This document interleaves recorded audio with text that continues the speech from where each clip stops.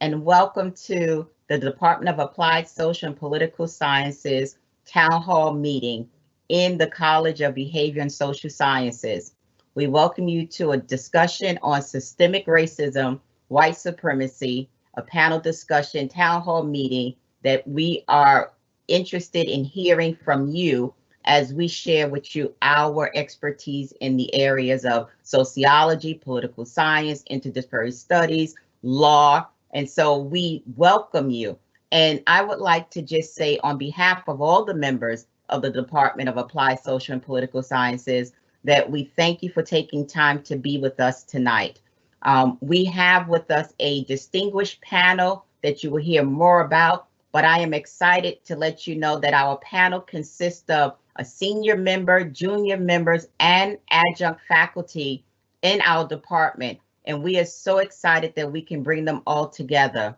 I want you to know just a few things about the department. If you don't know, we have 8 disciplines, 6 majors, we have a graduate program, and 7 minors. We are excited for you to be here with us, and we ask that you take a time to go to our website and read more about what is offered here in the Department of Applied Social and Political Sciences.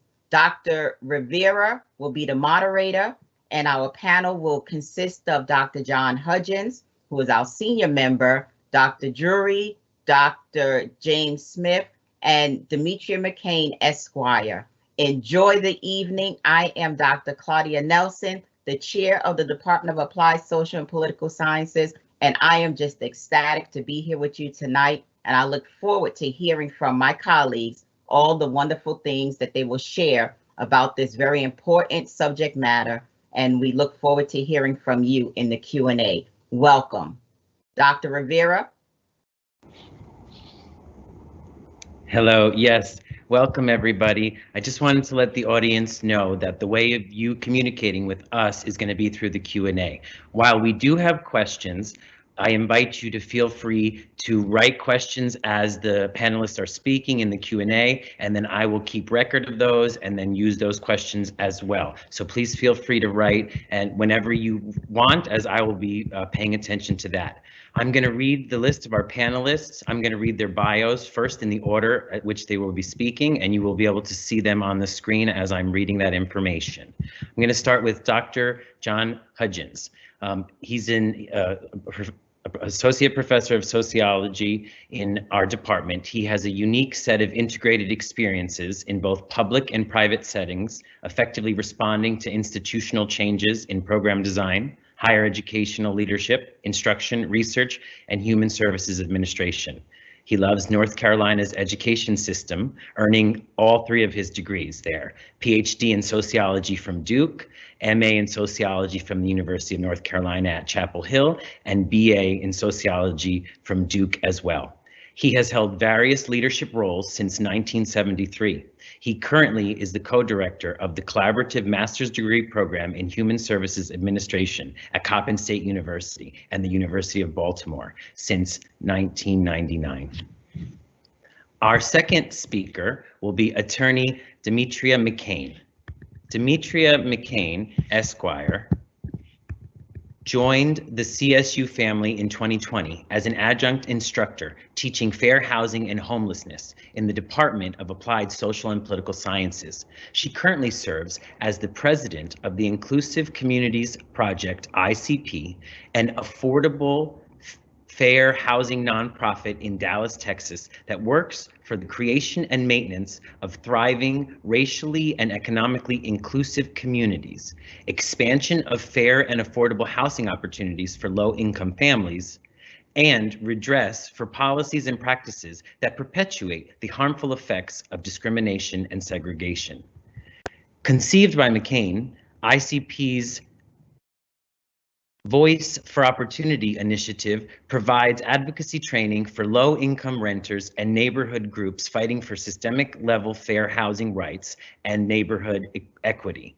She is the recipient of the 2015 Texas Houser Award and a sought-after panelist and commenter on issues relating to affordable fair housing. She has appeared on the Melissa Harris Perry Show as guest for the Atlantic Magazine's Breaking Ground Forum, Previously, Attorney McCain worked as staff attorney at the Neighborhood Legal Services Program in Southeast Washington, D.C., and as an Equal Justice Works Fellow and staff attorney at the National Housing Law Project in Oakland, California. Attorney McCain is a graduate of Howard University of Law, JD, Brooklyn College, MFA, and New York University, BFA, and Dallas Public Schools. Our third panelist will be Dr. Drury. Dr. Drury is an assistant professor of sociology at Coppin State University in Baltimore, Maryland. He is considered a specialist in survey methodology and quantitative data analysis. Dr. Drury has worked at some of the top think tanks and government agencies in the United States conducting social science research. His areas of interest include gentrification, health disparities among minority populations, and race, class, and gender issues in sports. For 25 years, Dr. James B. Smith has demonstrated progressive, successful leadership and program development of nonprofit organizations and private-public partnerships. He has a distinctive record for fundraising, evidenced by increasing revenues and budgets by nearly 300%, from 3.6 million to 10 million. He holds a bachelor's degree in social science, a master's in public administration, and a doctorate in public policy and administration. Currently, he serves as the Vice President for Business Development for the Maricopa Economic Development Alliance, MEDA, where he leads business recruitment and expansion initiatives. Dr. Smith has been an adjunct faculty member at Coppin State University since 2005. Passionate about issues facing America's communities, he serves or has served on several boards of directors of community organizations. Smith also is a member of Alpha Phi Alpha fraternity, the nation's oldest collegiate fraternity for African American males. We thank you, panelists, and we welcome you, audience, for this lively discussion. Dr. Hudgins. Good afternoon. It's indeed a pleasure to be with you. I want to sort of frame where we think our discussion might be able to go this afternoon, this evening. Want to reflect back on our summer. We have had quite a summer, and I guess spring 2020. Obviously, we're trying to deal with COVID, but in the midst of dealing with COVID, we had 3 brutal murders that took place across our country involving African Americans, and of course, the most brutal one was that of George Floyd. And what that did was to, in many ways, wake us up that we have a problem in this country. A problem involving race and racism. I think African Americans already knew that, but we got new attention to that by white Americans. And as we look at Black Lives Matter, people in the streets all across the country, we're seeing both Black and white and Hispanic and all kinds of people saying that we have a problem. And of course, we've had a president who has exacerbated that with all kinds of what we call dog whistles, which are really subtle references to racism. He has pretty much invited the worst in the country, and we've seen the worst in the streets. So the question becomes, how do we get here and what's going on? And the easy answer is systemic racism. And systemic racism basically says that we have a system of racism in this country. Not that we're necessarily talking about individuals, because that's a certain kind of racism, but we have a kind of racism that's bred into the very fabric of the country. Racism is the assumption that there is such a thing as a race, that people can be categorized according to various physical descriptions. We know that that's a myth, that's not real, but people believe it to be real. And as a result of that, then we get people who have placed themselves in one race who have decided that they are superior to people in another race. Primarily those people of European descent in this country have decided that they are superior. And that's not, again, a personal thing, but it goes back to Christopher Columbus.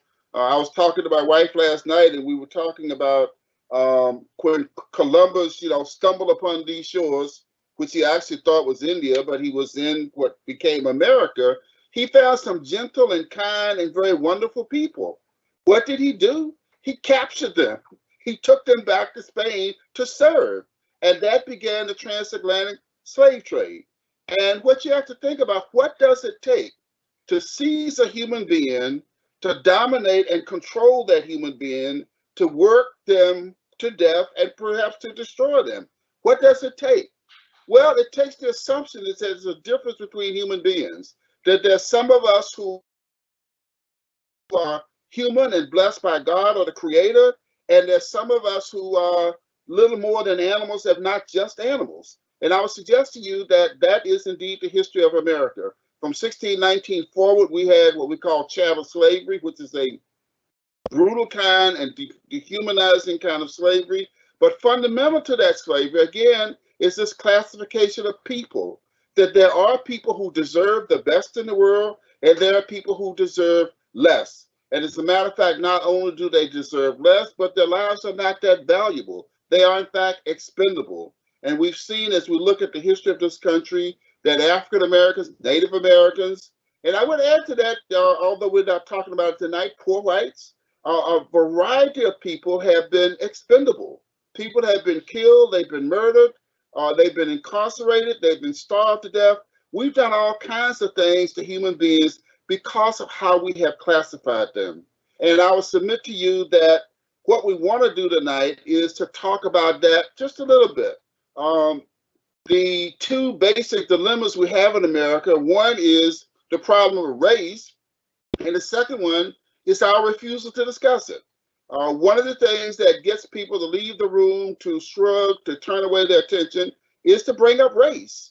And race is very obvious. Our assumptions about race often are very obvious. Our denials of race are often very obvious. And the point being is that we have to find some ways to deal with it. It has become a blight upon the country. I think that I'm certainly not going to call 45 any kind of blessing, but one of the things that has happened as a result of this presidency, it has reminded us that there is an underlying ugliness in our country. That's not to suggest that we don't have beautiful and wonderful people and great and noble ideas, and in many ways we're striving for the best, but there's an ugly undercurrent that's still there. And every now and then it rears its ugly head. We saw it with George Floyd. We see it with the young man who went to Portland with his rifle to shoot people, and in fact did do that. We see that in all kinds of violence, but those are individual levels of violence, but we also see systemic violence. When we look at the fact that African Americans are disproportionately poor, dropout rates are higher, special education is high, incarceration rates are higher. These things are not accidental, but they come from an assumption that certain people ought to be and should be treated a certain way, and other people are immune to that. So when we look at the prisons and they're overflowing with Black people, well, that's normal. We look at the streets and Black people are dying, Black people are being killed by police officers, well, that's normal. That's what you do with those people. It's almost like when you go hunting, and I don't advocate hunting, but when you shoot a deer or a coyote or a rabbit, well, it's no big deal. You just killed an animal. It's not important. It doesn't feel, it doesn't understand, it doesn't relate to the world in the same way those of us who claim we're human beings do. We have to find a way to get past that. We have to find a way to understand that. And hopefully tonight we'll talk about not only some of the consequences of that, but some of the origins. How do we get a society where systemic racism is still a reality and a problem in 2020 going into 2021? I'll stop there and hopefully we can generate some discussion as we go.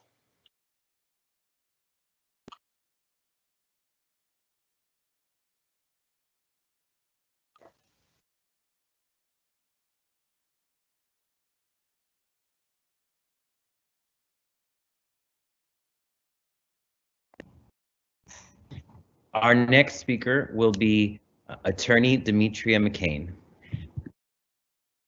Well, I'm energized and I'm ready to take to the streets after that, Dr. Hudgins. Thank you very much for that wonderful way of kind of like positing what we're about to talk about here today. Well, first of all, I want to say thank you for welcoming me into the Coppin family. I appreciate it. Glad to be here. Dr. Hudgins mentioned dog whistle, and it came to my mind while he was mentioning that that no one blows a dog whistle unless they know somebody knows that sound and will react to it. And so because that dog whistle's been blown, that tells us that there's a group of people who were standing by and standing ready to react to that whistle. which really kind of goes to the fact that some of these things have been in the DNA of this country for many years, many decades, and centuries, actually, as was mentioned by Dr. Hudgins. So I want to talk a little bit about housing. As was mentioned, I teach a fair housing and homelessness course. And I want to put this kind of in the frame of housing and the intrusion of exclusion. Exclusion, what am I talking about? Exclusion from spaces, from geographies, from lands that were originally inhabited by native people, as was referenced, and then stolen from them by white settlers in this country. And intrusion, housing and the intrusion and exclusion. When I talk about intrusion, I'm talking about the way that we have decades old intentional governmental policies that really disrupt what otherwise would be naturally occurring housing markets. There's nothing naturally occurring about our housing markets because of the intrusion of governmental policies.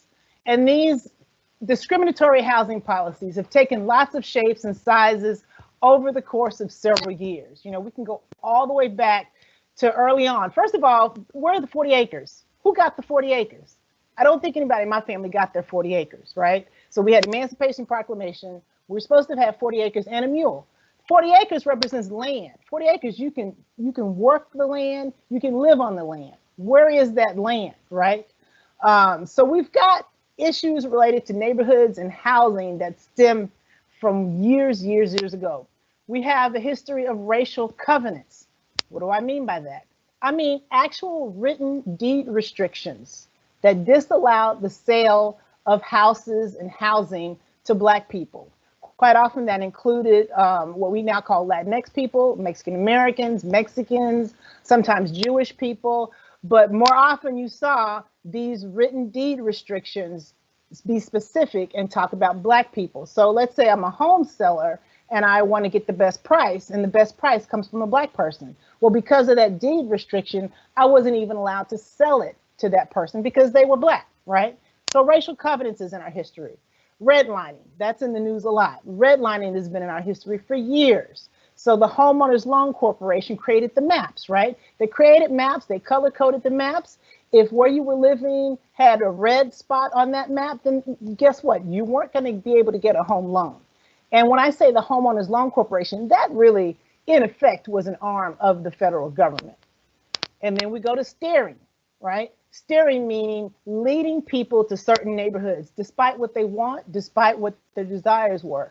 Steering Black people to certain pockets and steering white people away from those pockets. Steering, we can even say, is still going on now. I quite often speak of that in the class that I teach. And then we have blockbusting. Blockbusting, done many years ago, really kind of perpetuated by the realtors, the private industry, the private housing market, where folks would come in and realtors would tell somebody, hey, why don't you sell me your house? Guess what? Black people are getting ready to come in here, right? So you don't want to live in a neighborhood with Black people, so why don't you sell me your house? And quite often you'd find that those realtors would hire Black people to come into the neighborhood to make it appear as if the neighborhood was being taken over by Blacks. So blockbusting. And then we have this thing that came about called urban renewal. James Baldwin and others actually call it Negro removal, right? So urban renewal. So we got the construction of the highways. People wanted to make money buying cars, selling cars. They wanted to make money building highways. And quite often, those highways drove right straight, slap in the middle of houses and housing that Black people lived in, totally disrupting those communities. Urban renewal. Discriminatory zoning. Discriminatory zoning still goes on today, meaning your local government or a local government decides what type of industrial activity goes where. And quite often in history and in present day, we see that zoning, the zoning that allows industry that is harmful to breathing, to the air you breathe, is slap dab in the middle of Black and Latinx neighborhoods. So discriminatory zoning policies is another one. And then we have the HUD and public housing policies that made it practically impossible for Black and Latinx people to move out of high poverty, racially segregated areas where they may not choose to live. So that's just kind of a litany of where we've been from a systemic level. So there was racial covenants, redlining, steering, blockbusting, urban renewal, discriminatory zoning policies, and then the administrative policies of local and federal government agencies. So despite all the administrations we've had over the years, the dismantling and the effects of these systemic racist policies have not gone away. But we've got to address it in a comprehensive and sustained manner, and not just a one-off kind of thing, or a policy here, a policy there. We'll do this for 3 or 4 years while this person is the president, and then we'll get rid of it, and then we'll bring it right back. You know, we saw a bit of that during the Obama administration that created some changes, and then they were repealed and rolled back by the current administration. And I know my time is probably coming on here, so let me move on. On the issue of intersectionality, you know, the issue that we're talking about, police brutality and the killings of Black bodies, you can even trace some of that back to housing and neighborhoods. On that issue, there's an article written by some folks called "Does Race Matter for Police Use of Force? Evidence from 911 Calls." It's written by Mark Hoekstra and Carly Will Sloan. And they found that while white and Black officers discharge their guns at similar rates in white and racially mixed neighborhoods, white officers are 5 times as likely to fire a gun when they are located in a predominantly Black neighborhood. So quite often we say, oh, Black people, you don't want to move to that white neighborhood because, you know, the cop's going to get you. But actually, this evidence shows quite the opposite, that it is Black neighborhoods that have often been targeted and been victims of the use of guns more frequently by the police. So I think addressing issues of abuse and neglect of predominantly Black and brown neighborhoods is something that the country spent a lot of money on. And a lot of really smart people want to be able to fix those neighborhoods, but a lot of these place-based strategies are not coming about as quickly as some folks would like to think. The mom with the 6-year-old who feels as if it may be safer to move her kids somewhere else, despite that move perhaps being someplace where people don't look like her or her children, is something that we need to support, because they should have that particular type of choice, right? And so that goes back to the issue of steering, where the government tells people where they should and should not live. And lastly, if we look at the Biden-Harris housing plan, it pledges, and I'll quote, to make bold investments in home ownership and access to affordable housing for Black, brown, and Native families. And this pledge is actually listed in the racial equity portion of their plan. They have 4 priorities: COVID, economic recovery, climate change, and racial equity. This piece about housing is in the racial equity portion. And then they have in the economic recovery portion, they talk about expanding affordable housing. But I will leave you with this. This is a quote by Senator Edward Brooke, who was a Black senator from Massachusetts and co-author of the Fair Housing Act. He said it this way in 1968. "We make 2 general assertions: that American cities and suburbs suffer from galloping segregation, a malady so widespread and so deeply embedded in the national psyche of that many Americans, Negroes as well as whites, have come to regard it as a natural condition, and that the prime carrier of galloping segregation has been the federal government. First, it built the ghettos, then it locked its gates. Now it appears to be fumbling for the key. Nearly everything the government touches turns to segregation, and the government touches nearly everything." So in closing, I'll say, to overcome the systemic racism in our housing policies, we must exert the same level of intentionality that brought on the harms that we currently have to live through. And we must do it with the racial equity lens. Considering only class or a person's economic circumstance just won't do it. And that's kind of evident in the fact that low-income whites actually have better housing outcomes than low-income Black and Latinx people. So again, as I mentioned, we've got to deal with this housing and the issue of inclusion and exclusion, and the intrusion of that exclusion. So thank you very much for listening. I look forward to the conversation. Thank you very much. Our next speaker will be Dr. Malcolm Drury.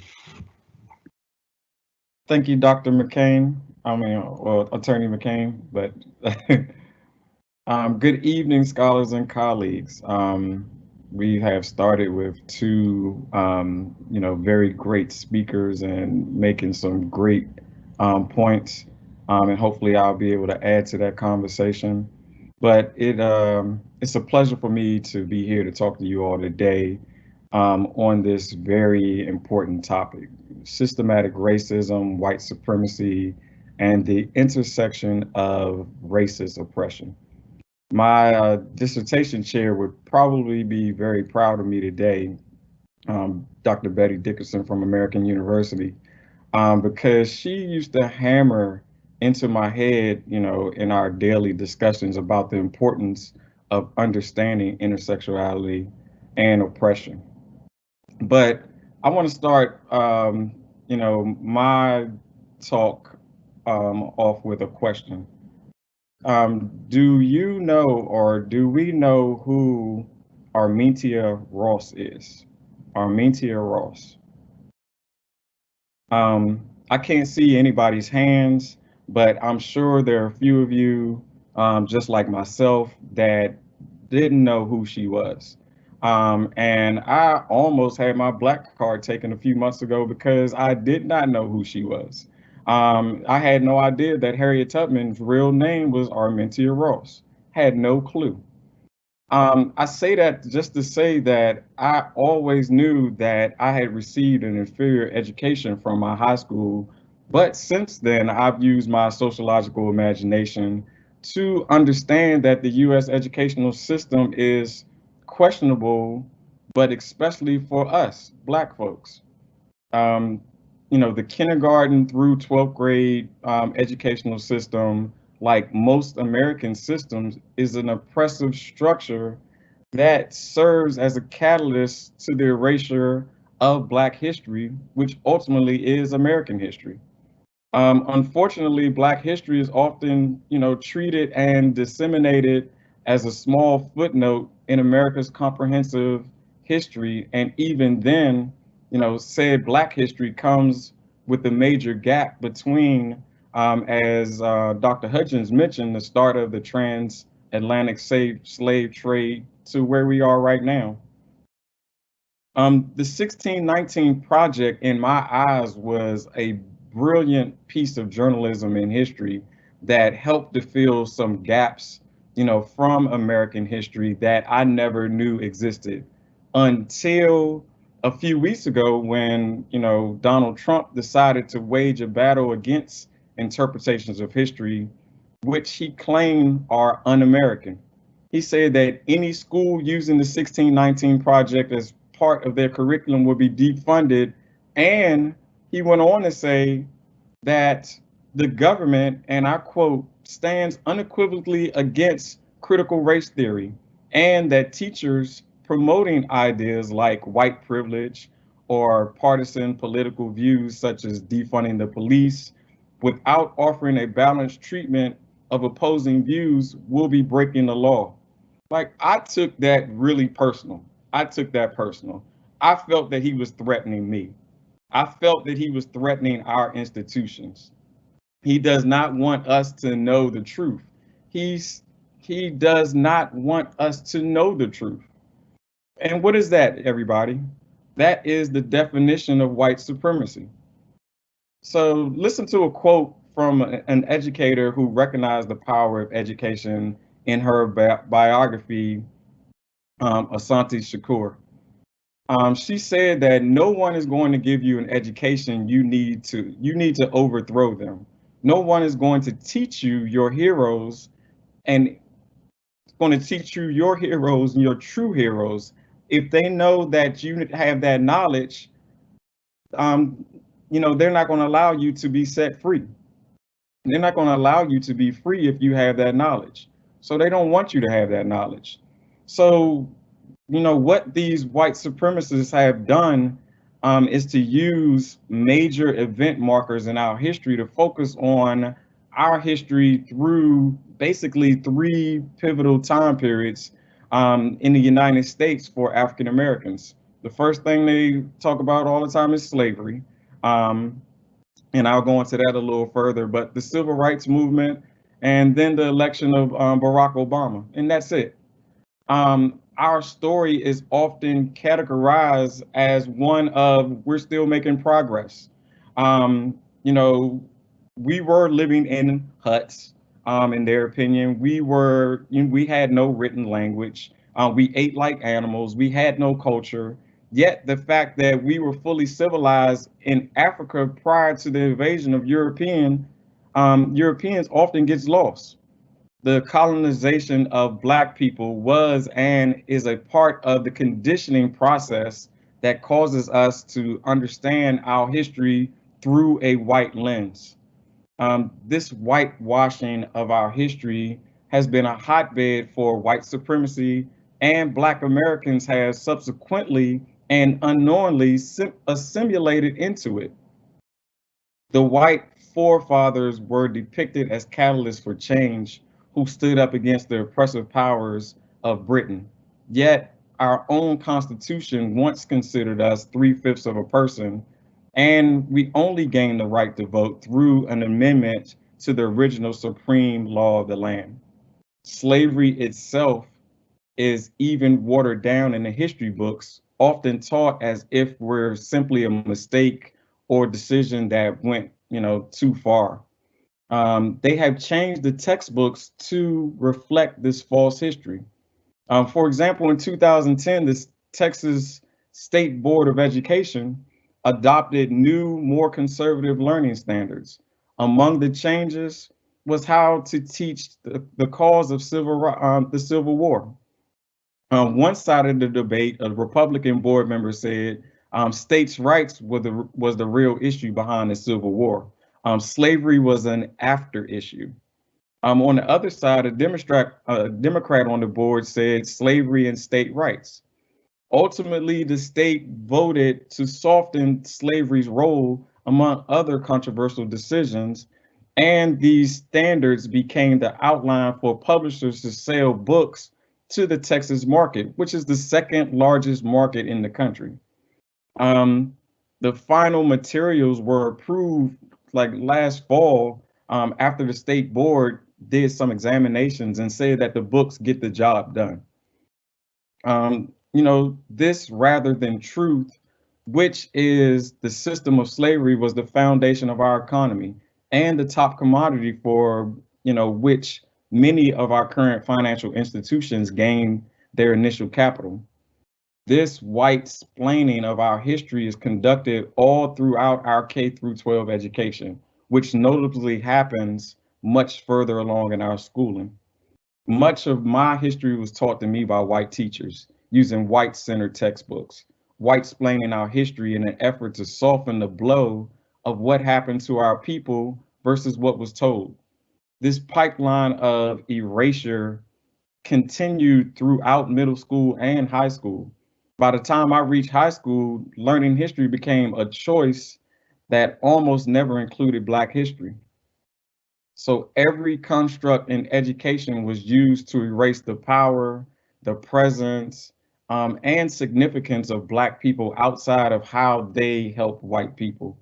Unfortunately, we have been conditioned to believe the history we have been taught by these white supremacists, and any information that goes against this whitewash history is labeled a false propaganda. Thank you. Thank you so much, Dr. Drury. Our final panelist is Dr. James Smith.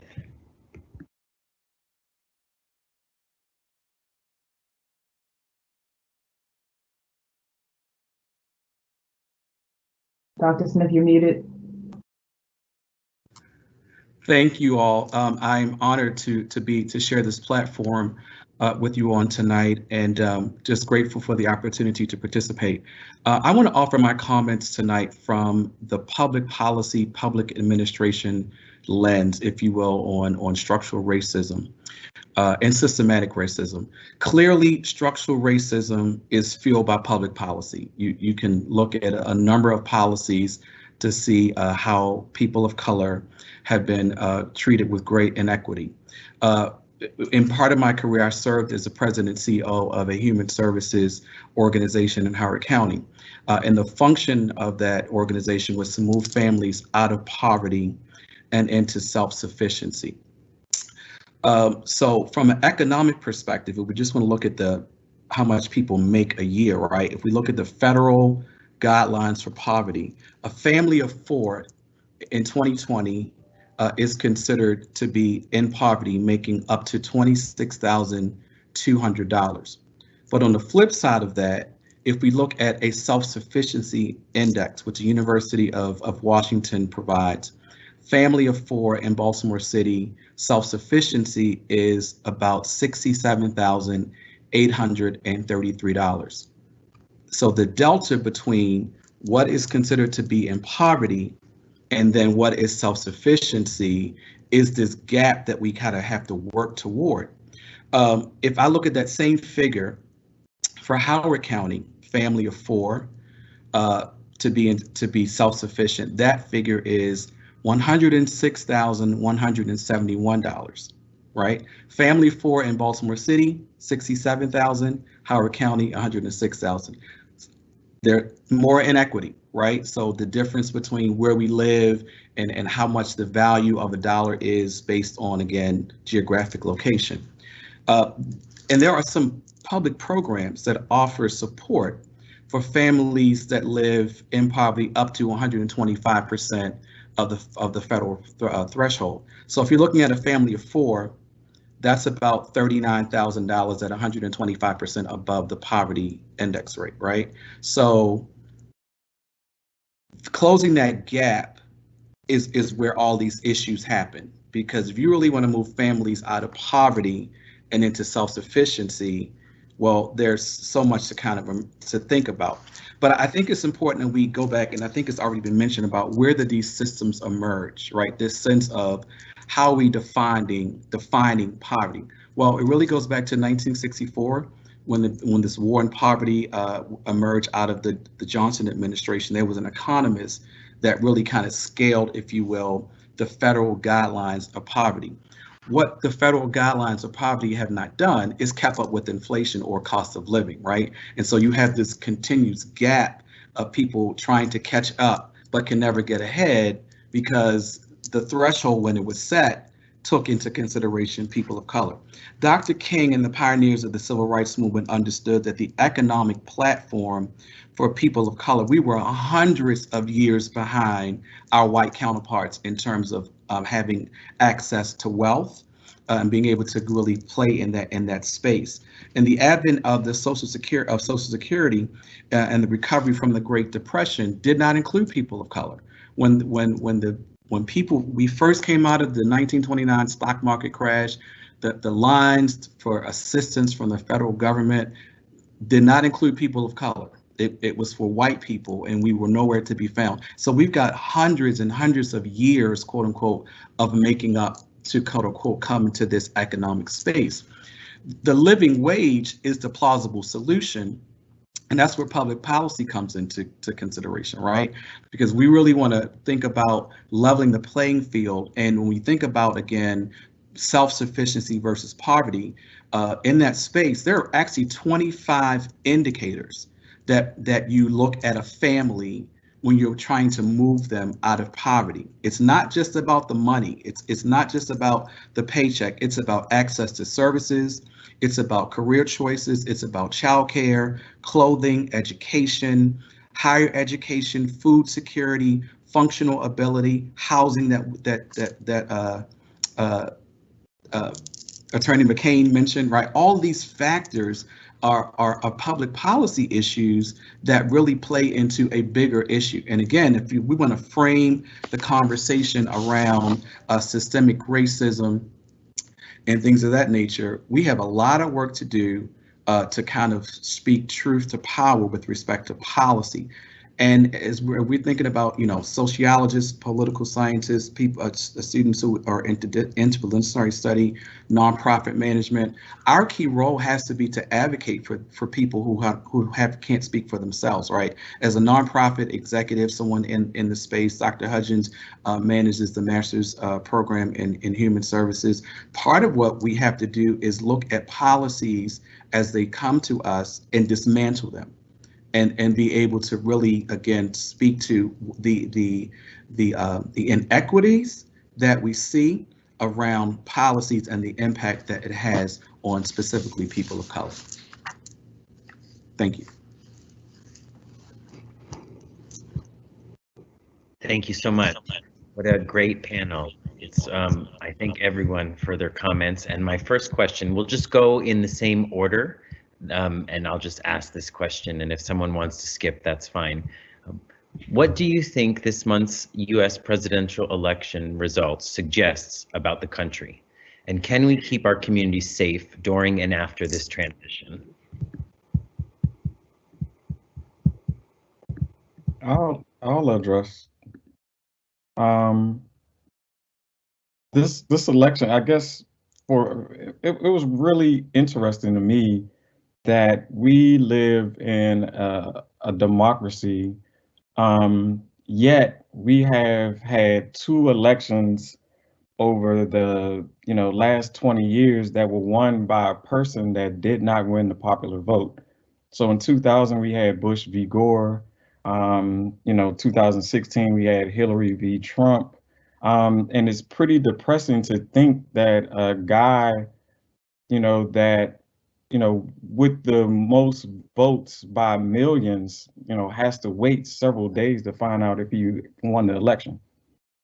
Like here's a crazy fact, and I'll be quick so other people can answer this. But since 1988, the Republican presidents have only won the popular vote once in 8 elections, whereas the Democratic president has won it every other time. Yet they both have shared, the 32 years in power, 16 each. And that doesn't sound like a democracy. And it's defined by like minority rule, pretty much. When this government was set up, not only were the majority of us in this town hall not counted as a person, but say for example, California was 2 to 3 times the size of a Wyoming or something like that. Now it's 40 to 50 times the size of Wyoming. And so what we have is this huge imbalance where people in some of these states like California are not completely representative, and yet we're focused on this election. We're focused on a bunch of swing states, Georgia, Arizona, Pennsylvania, Michigan, Nevada, etc. The whole system is skewed, quote unquote, to the majority. We don't pay attention to the will of the people. And I hear politicians all the time say that, the American people have spoken. Well, we have spoken. They're not being listened to. They spoke in 2000 in Bush v. Gore, and they weren't listened to. And the courts made the decision, about, who would be the president. And that's President Trump's plan, even though it doesn't seem to be working right now. That's the the direction that he's going, and that's the reason why we had things take place like Amy Coney Barrett, being pushed into the Supreme Court. So it's kind of strange to me, but I'll let somebody else jump in there. I want to jump in and add to that. It goes back to the Electoral College, and I think one of the things, and Dr. Drury hit upon it, our educational system is just so bad when it comes to issues of race. And I just read this a couple of weeks ago because I didn't know it either. But the Electoral College was formed in order to appease the slave South. The whole idea was that if you went by the popular vote, then Northerners and anti-slavery people would probably win. So in order to keep the South in the Union, again, when they were doing the Constitution, they put the Electoral College in. And what happened with the 3/5 was the South had all these people who are interesting. And the interesting thing about racism is that at some point, Black folk are people, at another point, they're cattle or chattel. Okay, the South wanted to count the bodies so they could get the representation. The North said, well, you can't count the bodies because they're not free. Well, the South said, well, what about 3/4? So what they did was they got the 3/4 count, and then they used that as a part of what? Getting the electors. Okay, and of course, we've had shifts in the population and all of that. But the bottom line is that when you look at the core of the Trump support and some of the racism we've seen in this country, a lot of it is clustered throughout the South. Okay, and again, I don't want to label the whole South because obviously a lot of Black folk who live in the South, and you really have to get down to some of the counties. But when you look at the overall impact of it, that racist element of the country maintains itself. The other takeaway I get from it, which is again echoing what Dr. Drury's talked about, a lot of what we're seeing carried out in terms of racist policies don't necessarily reflect the will of the people. Okay, what frightens me, I'm overjoyed, one, because I'm a Democrat, obviously, overjoyed with the result of the election. But the fact is 71 million people supported the incumbent. With all of the dog whistles, with all of the ways, and if you look at the way he's acted during the summer, okay, and coming into the fall, it's been pure racism. Okay, when they start looting, we're gonna start shooting. He sent troops into, tried to send troops. He did, these Homeland Security people into Portland, beating up Black folks. He hasn't said anything against racism, and the whole point is that there are people who buy into that. There's still people riding around our country, Confederate flags on their trucks. There are people who don't want to take down Confederate monuments. All of these things, the Confederacy itself was about slavery more than 100 years ago, but it's still a war that's being fought. And it's being fought because racism is so ingrained into the fabric of the country. And the last point I want to say about that is Dr. Drury talked about, being victimized by an education that excludes Black folk. I think the real victims here are white people.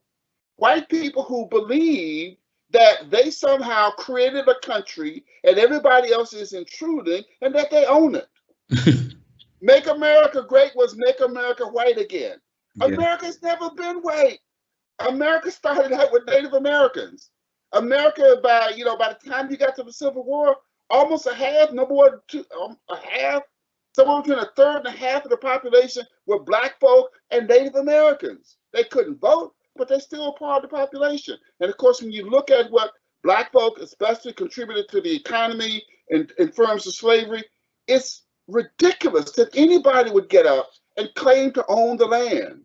But they do because they have systematically created a history, created a narrative which says the people who mattered were the white people, the people of European descent. All these other things, and they were called things, were not humans, and their contributions were insignificant. It's like, I wanted to use horse racing, but we don't do that. But when you use a mule to plow the land, you don't give the mule credit for plowing the crop. You said the farmer plowed the crop. When you use a slave to till the land, you don't give the slave any credit. You said that the slave holder was in charge. Well, even though we got rid of the physical reality of slavery, we still have that mentality again that some people are less than other people and that those people who think that they are more have a right to dominate. Bottom line, though, again, the majority of the people don't appear to be going along with that, but it's not just what the majority sentiments are, it's also how those things play out in terms of policy, how they play out in terms of enforcement, even in terms of the individual police officer. I wouldn't say that most of the folks in Minneapolis are racist, but we had one particular cop who was allowed to do that, and he probably reflects a whole lot of other people, and that becomes the real problem with this systemic racism.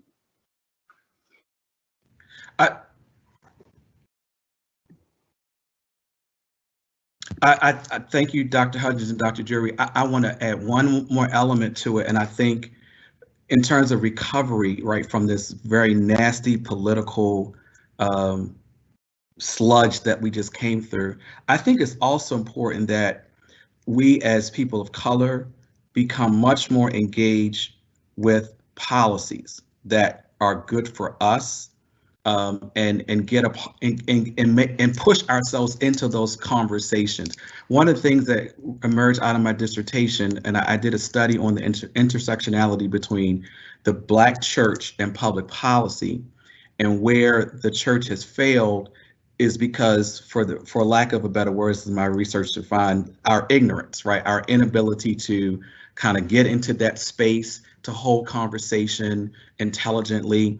I think this is a moment for us to bust the door wide open and really have meaningful conversations and push legislation and policies that are good for us and not just things that are just shoved down our throat. I live in Arizona, and it was the worst experience of my entire life because every ad was, Trump this, Biden that.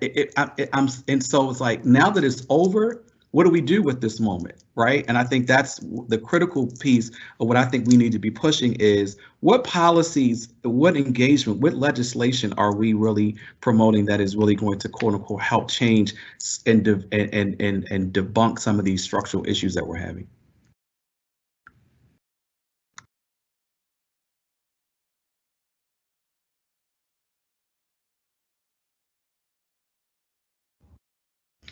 Professor McCain, you're muted. I really like that last point you made because I'm always trying to get people to get more involved. But let me challenge you on this, or let me ask you this. Jane Smith has a regular 9-to-5, 2 kids at home. What do they do to get involved in these policies? How do they get involved in these policies? That's a great question. I don't think I'm live yet. I think you're still live. That's a great question. And I think it starts at the local level, right? And so it's a matter of connecting with your local city council person. It starts there.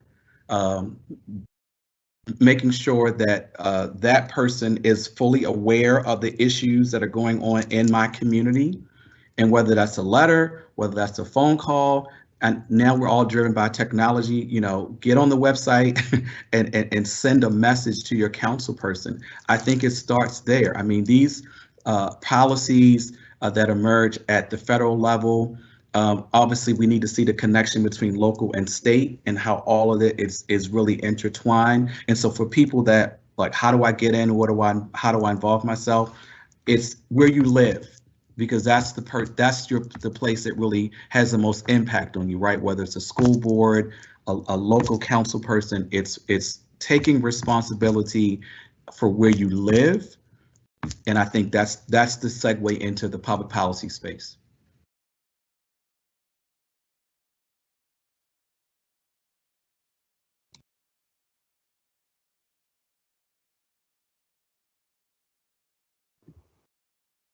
Dr. Nelson? Yes, thank you, Dr. Rivera. Colleagues, excellent contribution to this discussion regarding the election and what's taken place in our country and how it's definitely connected to history.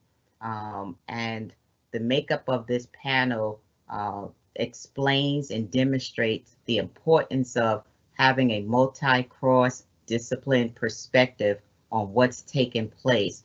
Policy is critical, but understanding the process is also critical.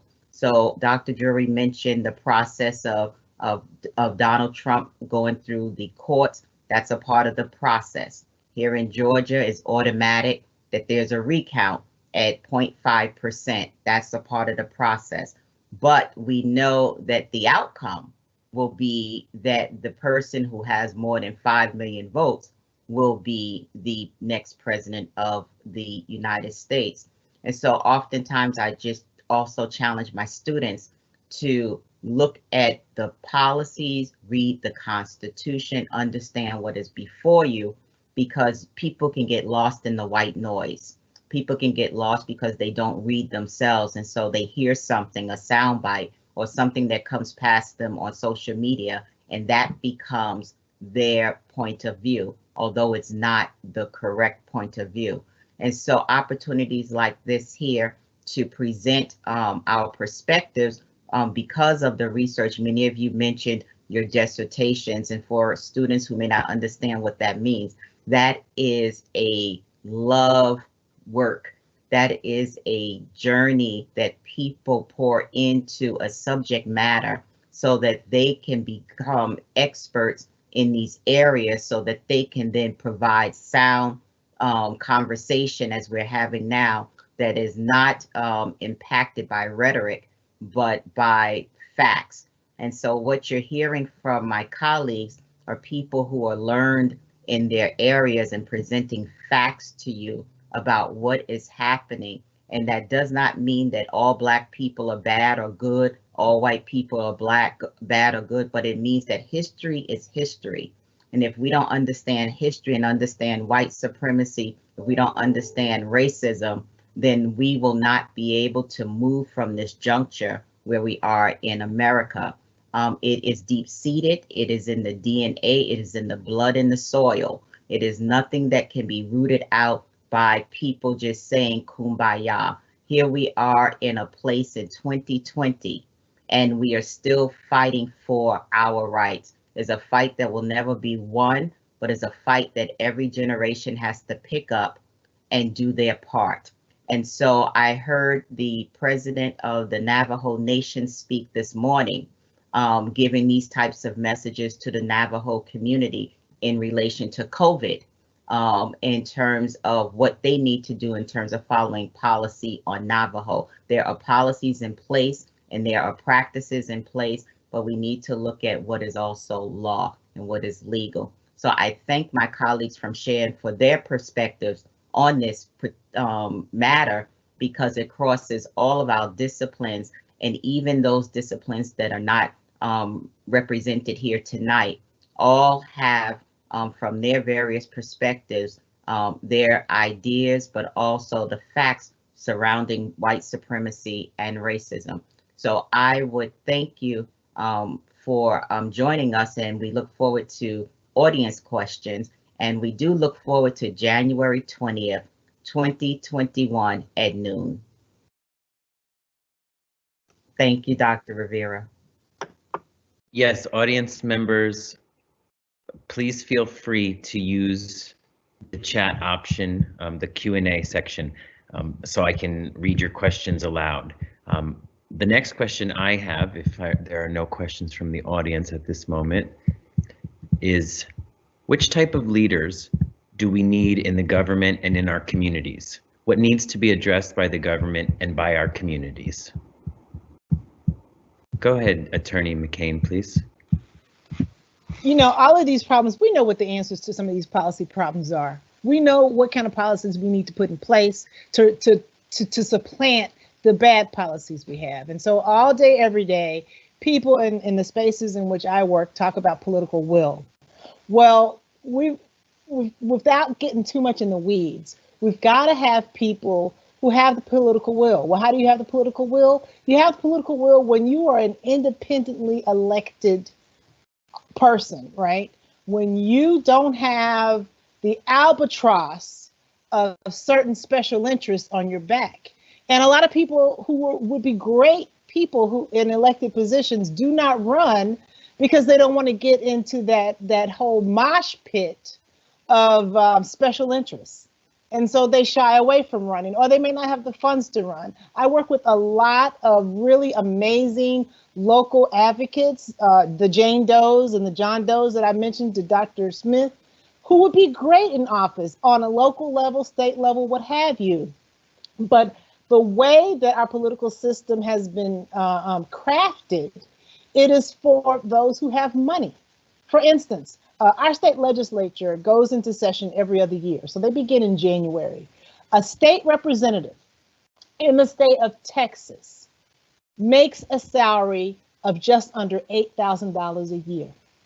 A state representative. So now you tell me, who tends to be able to have those type of positions, right? People who are moneyed and who have some type of independent wealth and income, right? Or people who have made promises to special interests. And when that happens, we don't roll back. We don't repeal a lot of these bad policies that have been on the necks and hurting people of color, Black people and Latinx people. Thanks. Maga.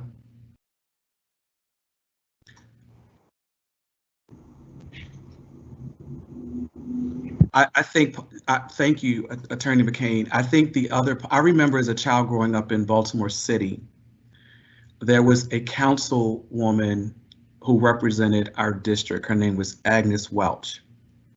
And I remember her as a child because she showed up at community stuff. She looked like us, she lived in our community, and she represented our interests. And you're spot on, because it's now become who can afford to run as opposed to who represents the interests of the community. And so this next batch, if you will, or thrust of leadership, political leadership, I wish we could take out, quote unquote, having a war chest of money and really elect people from our communities that live in our communities that are sensitive to the needs of the community, than to advocate for policies that support the community. But too often, to your point, I think we have people who swoon in to communities, get money from outside of the community, right? And they're just holding seats for us to continue this red-blue divide, as opposed to leaders who authentically know what the needs and challenges of a particular community are. And it's interesting because people who I think would want to run are just so turned off by the political system. But it's just like, forget the money, it's the politics, it's the sludge fest, it's the ugliness of politics. I think, even as we look at our federal legislators, I'm so turned off by lifetime politicians, senators who get 8, 9, 10 terms. Really, it's like, how effective can you be? I don't think that's how the fathers of the Constitution framed that living document. I assume that we give people, for every 4 years, let's put term limits on these people and just get some new, fresh ideas and things going forward. But I think to the point, having leaders from the community who understand the challenges of the community is where this pivot needs to occur to really move us forward. And I see Dr. Hudgins wants to weigh in. Yeah, I just want to make sure that we don't get too carried away with the we can't afford to lead mentality. Yes, money makes a difference, but you got to remember Michael Bloomberg, one of the richest people in the country, could not get enough votes to get the nomination for the Democratic Party. I think the woman's name is Kim Klacik, who ran for the House in this state to Congress, got beat by Kwesi and Fume. She spent him overwhelmingly in terms of the amount of money that was in her campaign. There are people who are in politics who have not been bought out, who run very hard campaigns and get elected. I think the other thing, and not want to show in the shadow of my colleagues, but we've got to get past this notion that politics are dirty. The people who tell us politics are dirty usually are politicians. And by telling us that sort of convinces us not to get involved. The fact of the matter is that everything we do is political. Politics is just an exercise of power. So whether you're using the power to buy yourself a car or using the power to buy a block or redevelop a community, it's still power. And I think what we do, unfortunately, is that the more educated among us, and I hate to be like that, we spend a process convincing people to run away from power. So the people among us who have the best skills, and I'm not saying education is everything, but many of our most gifted and talented people run away from politics. So what happens, that leaves it to the scoundrels, whether they're black or white. I think, we have to realize that there is a way to get involved. I certainly wouldn't look at Kwesi and Fume as a nasty person. We don't want to look at Kamala Harris as a nasty person, as a dirty person. Barack Obama represented, in my mind, a very good example of what a politician ought to be. I think that we have to be careful that when we run away from it, we default to the worst of. I want to go back to the election.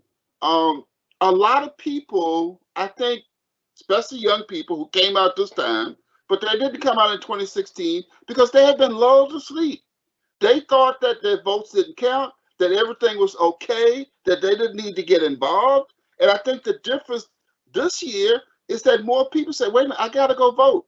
I don't know whether it's going to make a difference or not, but I'm going to try. I got to put my share into that. I got to try to make something happen. And guess what? It did happen. Despite the Electoral College and all of the obstacles we deal with, democracy can win, but people have to come out. People have to get involved. And I think the other piece of that is money can't directly buy votes. It buys publicity, and hopefully the publicity will get you votes. But voters, Black people included, have to begin holding people accountable.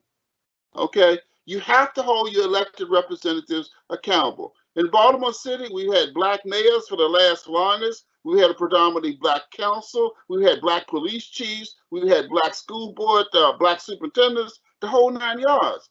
I don't know that we held those people accountable. Have we expected a difference?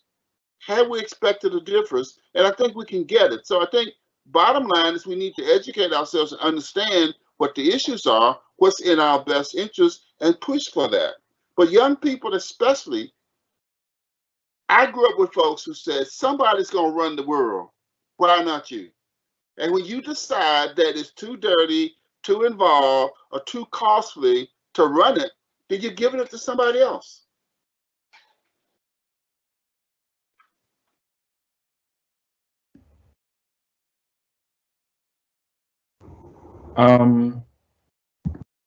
Dr. Rivera, like, I actually love the leadership of some of the young progressive that we saw, that came with this campaign in the last year. People like AOC, Rashida Tlaib, Cori Bush, Stacey Abrams, Nina Turner from Bernie Sanders' campaign, even Killer Mike. Some of the things that they did, the way they presented themselves, and they really spoke to what you all have been talking about, being on that ground level and talking to people in the community.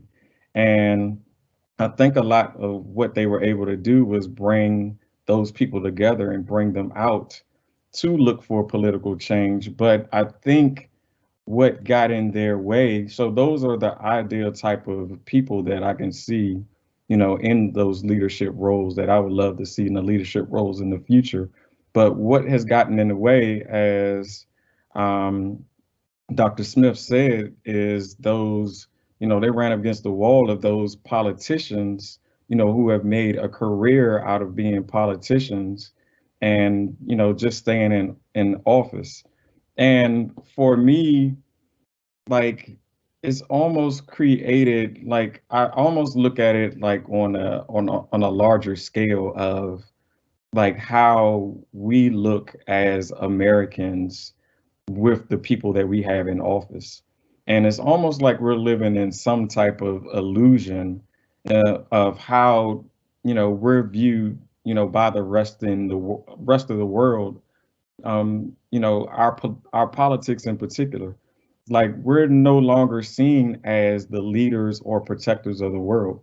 The majority or the major reason that America gets away with this crazy notion of not having health care for everybody, or masses of people walking around with guns in the street, is unfortunately that, we don't have international context to, the people on the majority of the people don't have that international context.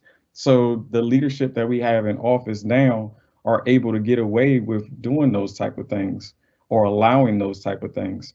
No one runs elections, their elections like we do.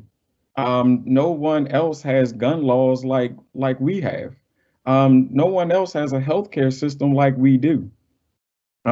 So we have to keep pointing out, to the masses of people. We really need to speak to American exceptionalism.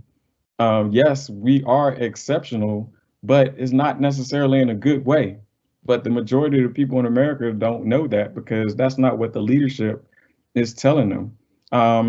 We need to, do something about the healthcare system.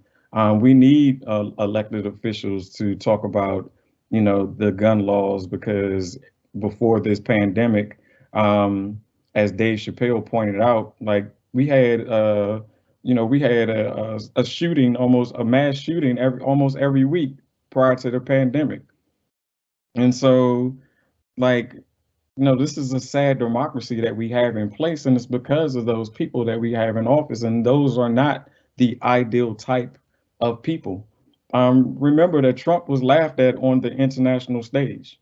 Um, the damage that he's caused in the 4 years he's been in office, is going to be around for many, many years. But it's not just him; it's those older clad people, those Mitch McConnell's career politician, those people that don't want to leave office, and we need to get some new leadership in there. And as all my colleagues said, they're there. We just have to put them in place. And as Dr. Hudgins says, I don't think it's always a money issue. It's just about, like, AOC didn't run on the money. She didn't have any money when she was running, but some kind of way she made it into office. We need to find a way to get those people that will do something for the people in office.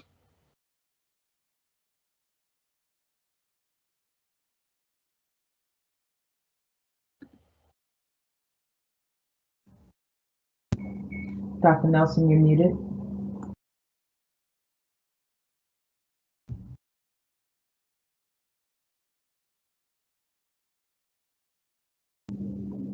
Go ahead.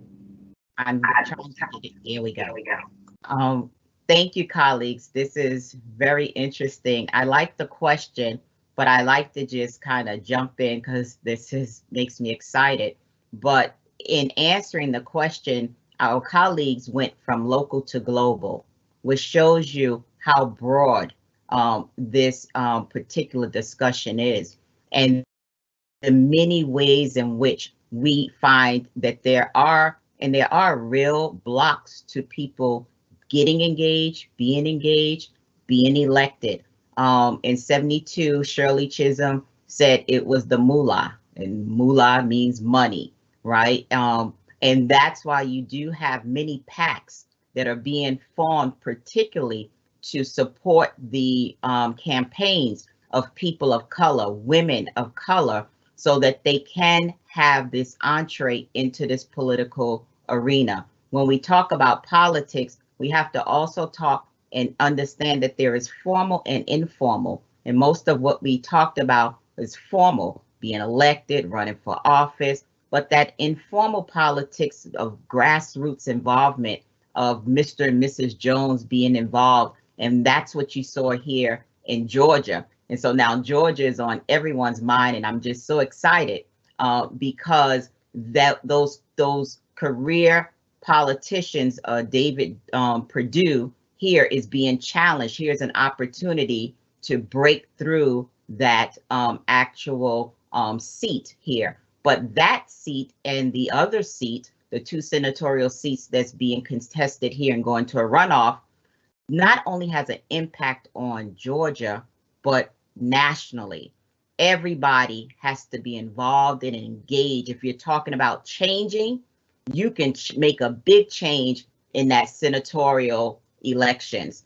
That will move the needle significantly if we're talking about policies, if we're talking about having people at the table. This is all the things that I'm hearing. If you're talking about access, this is a time that you cannot just watch Georgia, but you have to be engaged in Georgia, because this is a prime opportunity of how you can really move the needle significantly. And so money is important also. They are not out there campaigning on just their love. So money in all campaigns, money plays a role, but how they get their money. They may not start out with money, but people support them. And so I would just say that we cannot look at money as not being an option in this process. It is, but there are many ways for everyday people to support these candidates that we are talking about. And so I would say that I will encourage people to not just watch Georgia, but be engaged in Georgia, because this impacts the nation. Also, I would like to say that the connection between local and global is extremely important. And as a political scientist, but I know Dr. Hudgins is not going to like to hear me say this as a historian, because that's my other degree. All great nations, all great civilizations have fallen.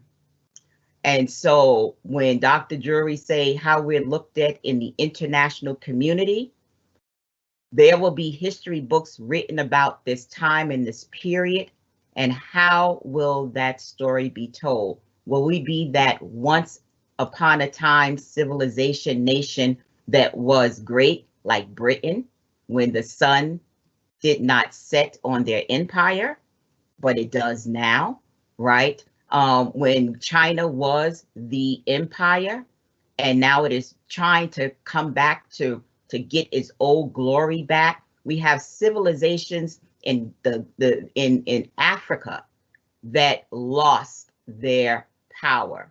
Will America, because of people's self-centeredness, as we see what's playing out with the Republican Party, that they're putting party before country, putting us in these tremendous positions, in this transitional position, will their will to hold on to power be so great that they're willing to let the country suffer for that? Colleagues, thank you. You're doing a great job. Thank you.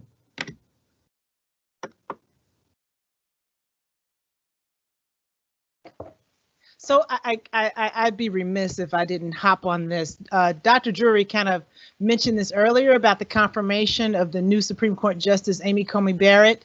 When we're talking about the Senate and how the Senate impacts the entire country, let me tell you this. The Senate, that's the body that confirms U.S. Supreme Court justices. And those are lifetime appointments. But let's not just stop there. The Senate also confirms all the other federal judges, the lower courts in our federal judicial system. And so right now on the issue of fair housing, at least in the Fifth Circuit, which covers New Orleans, Texas, that part of the country, our Fifth Circuit has been very difficult to deal with on the issue of fair housing. We talk about trying to roll back some of these bad laws and policies. Sometimes you got to go to the courts to do that. But if you don't have judges who are fair and actually follow the law when combined with the facts, then you lose. Then we don't make headway in the courts. And so even though I'm not from Georgia, I've hardly ever been to Georgia, I care about Georgia, because if we get the certain number of senators into the Senate, we may have a situation where we don't have any more Amy Coney Barrett's being confirmed. So I just had to jump on that, and I couldn't leave that out. And thank you, Dr. Drury, for bringing up Amy Coney Barrett. Okay, I'm very pleased to be reading questions from the audience now. And our first question actually was also the first question asked, and it happens to be from President Jenkins. So I'll be very happy to read his question now. How do we get the privileged in our society to join the fight against systemic racism and to see they too benefit from doing this?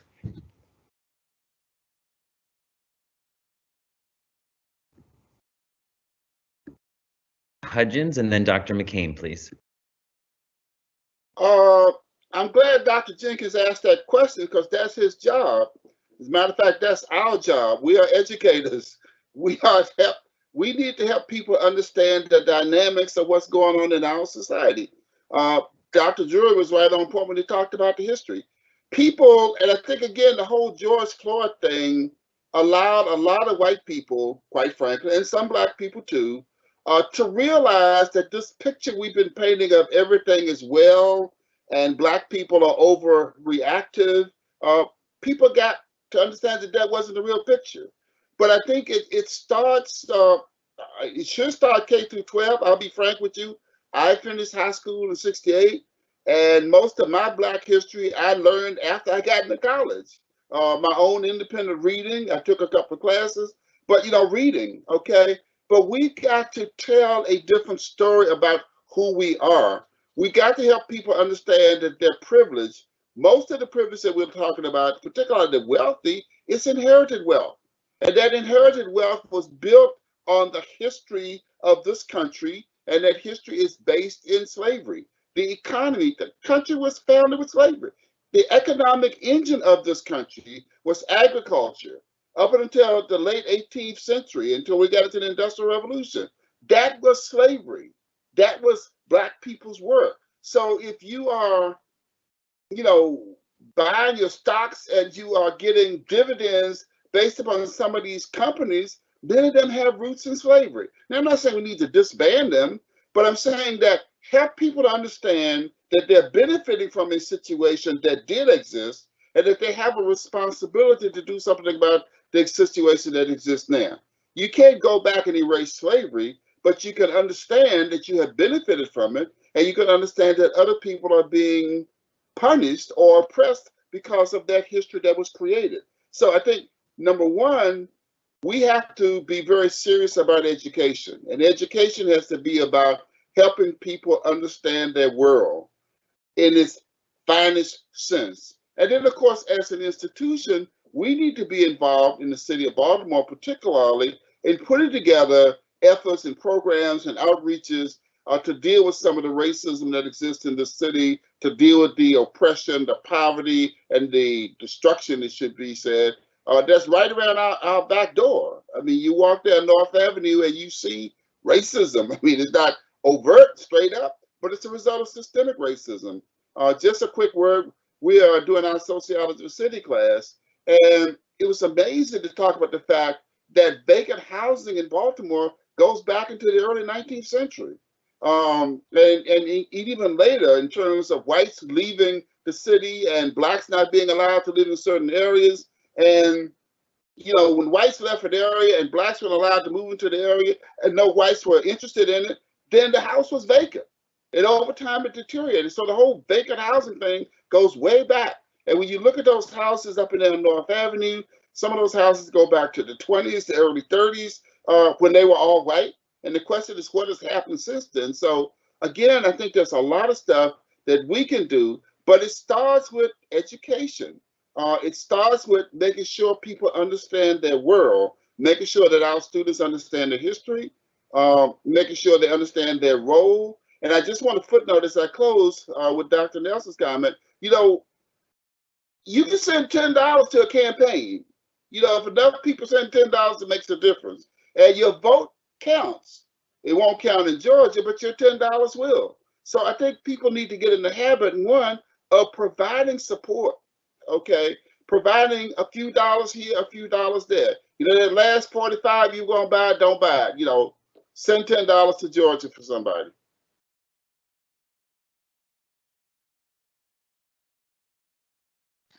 I agree wholeheartedly. I think education is super important. And as we try to change the hearts and minds of folks, that's a role for a certain group of people. Here, when we're doing advocacy on the ground, there's a group called Faith in Texas, and they're a compilation of church and faith groups around the state. And they use that vehicle to change hearts and minds. But before hearts and minds are changed, or simultaneously while hearts and minds are being changed, I think to pull other folks in is to look at the economic impact of systemic racism. The economic impact is what sometimes draws in people from a bipartisan point of view, or from people from the other aisle. We can look at an example through the pulling out of funds from the building of prisons, right? Because people saw how much money that was costing. So even though you would normally think that they would be aligned with folks who are trying to stop paying for so many prisons, they became aligned when they saw the extent of the cost. In the fair housing world, we often talk about the segregation tax. Now, a house that's 1,500 square feet in one neighborhood and another house is 1,500 square feet in another neighborhood may cost there might be $100,000 difference because one is a Black neighborhood and one is in the white neighborhood built by the same builder. However, the one in the white neighborhood is more expensive. Why? Because of segregation. So that we call that a segregation tax. So in fact, the people who may be more apt to move to the white neighborhood because they are white are paying more. So I think sometimes when we build in the economic impact of some of these racist policies, we're able to pull in and win over the support of others who otherwise we might not think are aligned with us. Excellent. Thank you very much. I'm now going to read a question intended for Dr. Drury.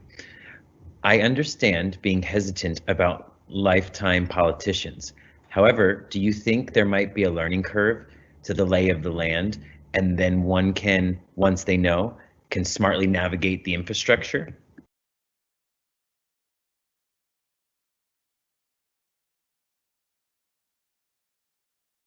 Dr. Drury, you're muted. Sorry. Great question. I do believe that it is a learning curve for the lay of the land to understand what needs to be. I mean, politicians, just like all of us, need to understand the history of, what laws have been passed, how, certain laws have been able to get through the House of Representatives and the Senate. But I think one of the things that, yes, you can learn from those career politicians, but we don't have to, stay in the same steps as those career politicians. We can move outside of those steps. One of the things that I find interesting is that, like, the Constitution, along with its amendments and some of the things read in the Constitution, somebody had actually asked a question, a couple of weeks ago that, the Constitution was written, a couple of hundred years ago. Does that really still apply to what we have going on here in the United States now? Or does it need to be changed? The new leadership that we see, or, people who are, standing up and can be those new leaders, may be the ones who help to change, like, these Constitution, the rights that we see. Maybe we need to change the court system. Maybe we need to change how the political system has been built, because it was built not to benefit us all. And to keep or continuously walk in those footsteps puts us behind, the times. The U.S. Constitution and the laws and everything that we have in place now is not a perfect or creates a perfect utopia for the United States. There are other constitutions out there that are better than the United States. South Africa's constitution is better than the one that we have here in some respects. Why can't we adapt and adopt some of the changes that we see, to make things better for us?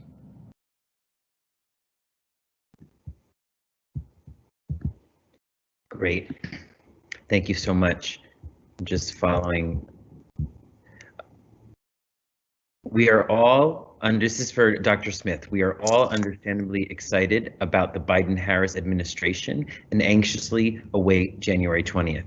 Which of their policies do you think we must be most cautious of with respect to white supremacy and systemic racism? That's a really good question, and thank you. I think from a 50,000-foot perspective, I would say all of them, and I'll tell you why. President-elect Biden will have a huge job to do. I think Dr. Hudgins said it earlier. We have a really, really, really deeply divided country. About 72 million people voted for our current president. 78 million voted for President-elect Biden. And so whatever Biden will come in, and he will have to try to govern from the center, right? He can't go full left because he will lose a lot of people and be unsuccessful with trying to get things through Congress. So I think we're going to have to pay attention to housing. We're going to have to pay specifically, and I want to talk about the economics, the economic policy. I think that is where we're going to have to really pay attention in terms of white supremacy. And again, because we're such a deeply divided country, and whatever he does in terms of economy, I think I read a couple of days ago, he's contemplating something around student debt, right? And what will that do in terms of relieving people who have current student debt from that debt? How will that, again, incite? And I think there's a deeper issue, because whatever policies get passed, there's going to be the right-wing conservative eye on it that will try to stop it. And beyond stopping it, we have to be careful, because I think there's going to, not that I'm predicting violence by any stretch of the imagination, but I think we have to be aware of violence and the impact that policy is going to have as it plays out in mainstream America. And so white supremacists are going to be looking at his policies just as closely as we are, but from a different lens, because I think Dr. Hudgins said it earlier too, or maybe Dr. Drury, to make America great again is to make America white again. Right. And so under that lens of making it white again, you want to make it good policies for white people. And so any policy that white supremacists don't believe work in their interests or not good for them, we're going to see some repercussions across the entire country. So we got to be paying attention to everything and not just one thing. Thank you so much. The next question is going to be for Dr. Nelson and then Dr. Hudgins. Concerning the shift towards authoritarianism, do you think that we are in a situation where individuals are choosing between whiteness and democracy?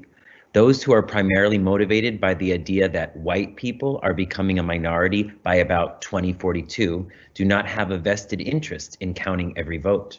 Their interest is in finding ways to maintain power. What do we need to do to encourage an allegiance to democratic values and lessen the divisions that cause so many Americans to put caste identity over country?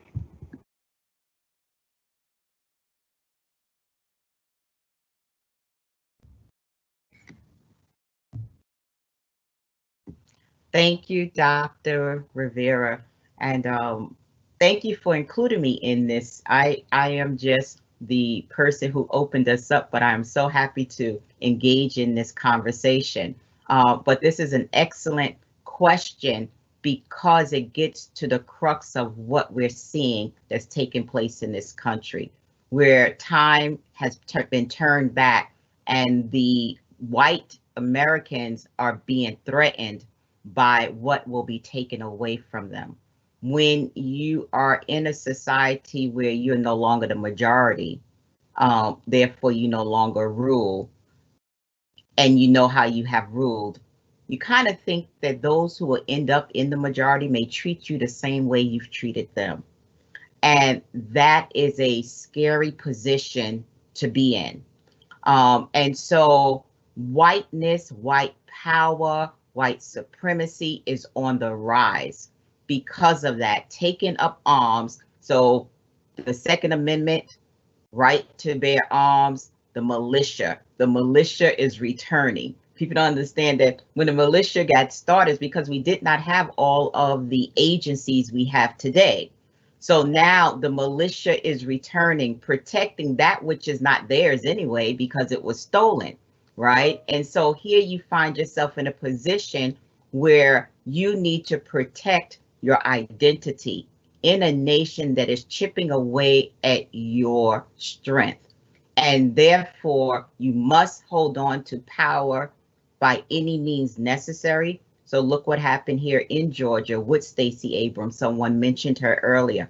Well, she ran for the highest position in this state as governor, but the Secretary of State stayed in power, although he was also running to be governor. Therefore, he controlled what was taking place in terms of voting in Georgia and having people purge. Why? To steal an election. Kill, steal, and destroy. We know where that comes from, but that is what is happening. How do you bring these people who feel threatened, because that's what it's about, feel threatened, back into the fold that they put country first?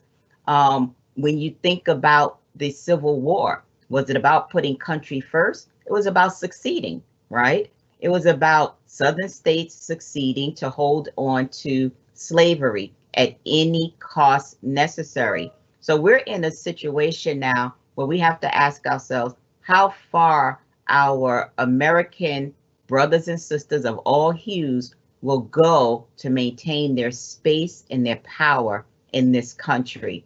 When you look at what is happening in South Dakota with the coronavirus, I think that is a microcosmic of what's happening nationally, where people don't even want to acknowledge the fact that they actually have the coronavirus, even until death.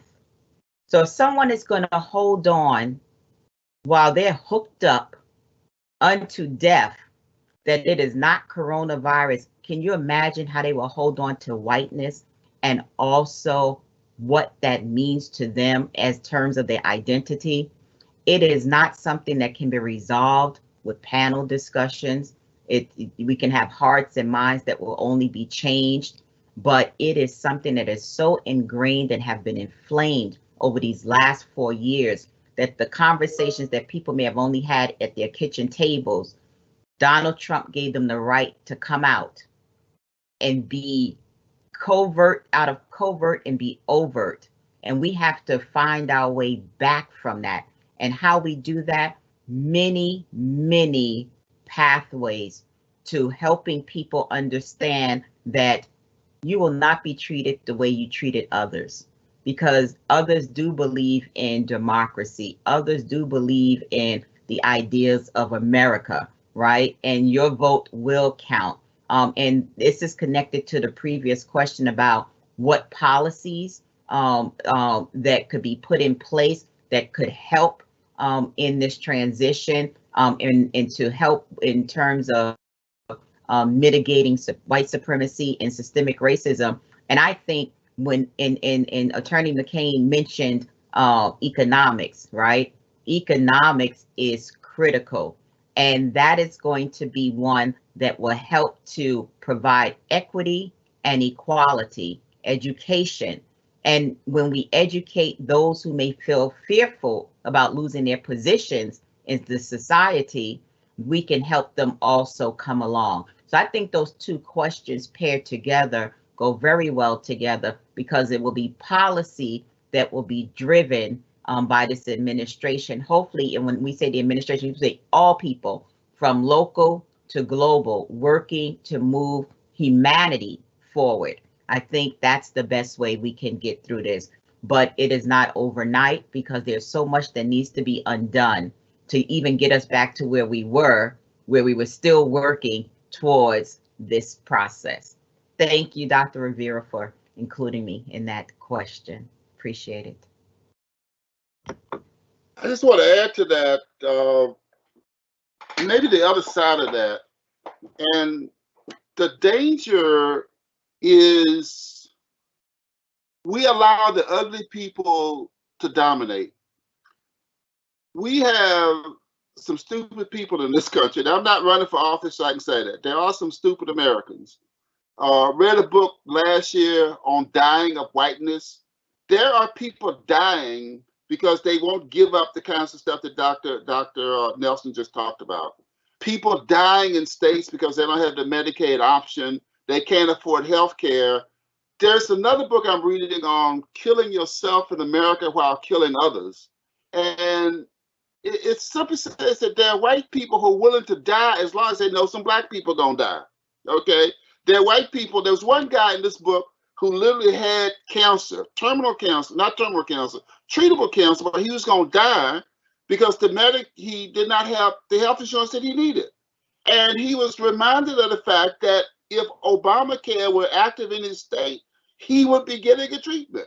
He was adamant about not getting Obamacare. And his whole thing was so that those other people who don't deserve it don't get it either. So they're stupid people. I'm doing the same thing I said I didn't want us to do. We have to dwell on the fact that 78 million people supported Joe Biden and Kamala Harris. And I was a little surprised because I didn't think America was ready for a black woman. Because I didn't think America was ready for a black man either, okay? But America is. And we have to recognize that there is an ugly America and there's an America that's not ugly. And we have to make sure that we build bridges and strengthen those who are positive. You know, when I looked at Portland, I mean, Portland is a damn white city. I mean, there's some black folk out there. You probably could find 2 of them. And, you know, you got the crowd, okay? But the point is, there were white kids in the street getting beat over the head for Black Lives Matter. I'm a Walmart person because that's where my pocketbook is. And when I look at an old white man, I mean middle-aged white man, about my age, I'm not middle anymore, but old white man with a mask on that says Black Lives Matter, I'm saying, okay, that's a new day. And I think we have to make sure we don't lose that new day by dwelling on the ugly people. Yeah, Bubba's going to be out there with his pickup riding around because Bubba don't know any difference. You know, the whole thing about, I'm glad you mentioned South Dakota, because the virus is really taking hold in these red states right now. The people who don't want to wear masks because they want to be free to die, and we have to let some of them go ahead and do that. People who don't want health care and all these other kinds of things, some of that is coming back to haunt them. But at the same time, we have to understand that there are people who want a different land. The fact that they did reject Trump, the fact that the majority of people did not vote for him in the first place. Okay, we talked about the popular vote. We also have to talk about the people who didn't vote because they didn't think they needed to vote, not because they were in favor of him. So again, I think we have to be very careful to make sure we build the bridges, try to sustain the momentum, educate where we can, recognizing that some people will go to their grave believing that there's a white heaven and there will be no black people in it, and we need to let them go ahead and do that. But there are other people, I think, who believe that the country can be different. I started out talking about slavery, and we have to remember that the South lost that war. Okay, like it or not, they lost that war. Black people were significant in contributing to that loss. Okay, Jim Crow was overcome in some kind of ways. Donald Trump is going to be sent home in some kind of ways. So we have to build on that because you can get very depressed and demoralized if you focus on the ugly. The ugly are there. They're going to stand up and be heard. They're going to ride around with the Confederate flags and all that. But you also got to look beyond them to those other people. And I'm very hopeful that, again, because a lot of young people came out to vote, a lot of young people are getting engaged in the process. They're being sensitive to that. I think a lot of young people, quite frankly, with George Floyd, they recognize that racism wasn't dead and that it is a reality, that it's something that can happen to them. I think, again, our responsibility, particularly as educators and in the arena in which we function, is to make sure that we continue to build the bridges, keep the momentum going, and not let the ugliness overcome us.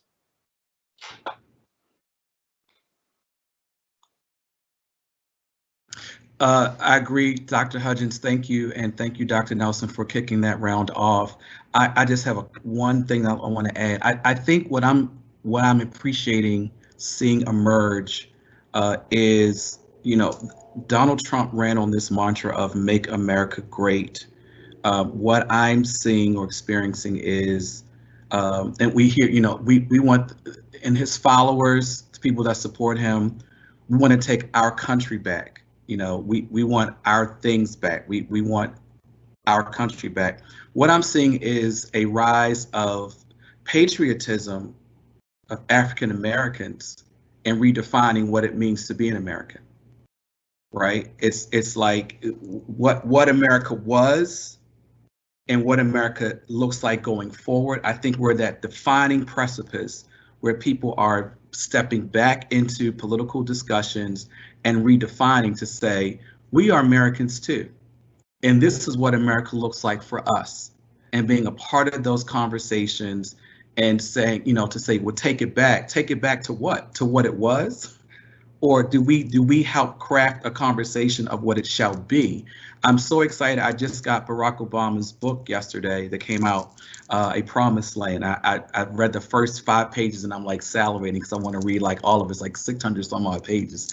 But I'm real intrigued to read his memoirs as the first Black president of, again, being in our country and redefining the presidency as a Black man, right? And I think what this moment is giving us, as we're hearing all the negativity about take our country back, we want it for us, I think we're breaking some cycles and redefining what it means to be an American and specifically what it means to be a Black American, because that's changed over time. And I think it will continue to evolve over time. And I'm grateful to see so many people are engaging in that conversation now.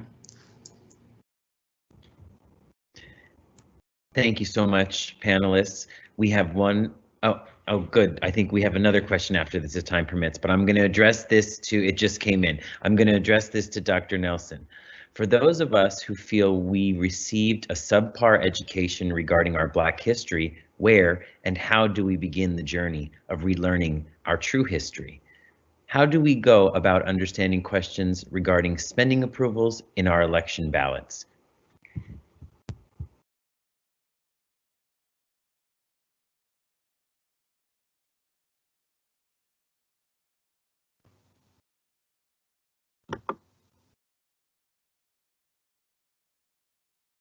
Thank you, Dr. Rivera. I have to say that all of my colleagues, although they're coming from different disciplines, it is critical to understand that what they presented was all embedded in history. I think that's essential to understanding how important it is, no matter what your discipline is, that history is critical to understanding the present. You live in a wonderful time in terms of technology. And I am like Dr. Smith. I love to get my book and read it. I was talking with Attorney McCain, and she has her podcast in her ear, listening to some critical information in her field, right? We all have ways in which to go after this knowledge. So in this time in which you live, I recommend documentaries.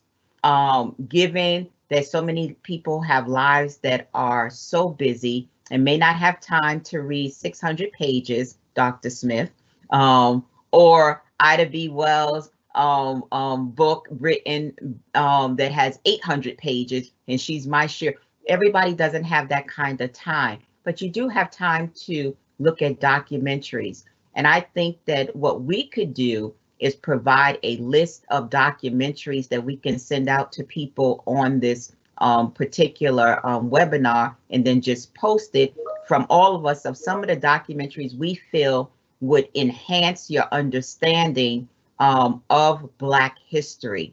And if you have any kind of streaming, Amazon, Hulu, given the state in which we are in this country right now, they are uploading a treasure of those kinds of documentaries.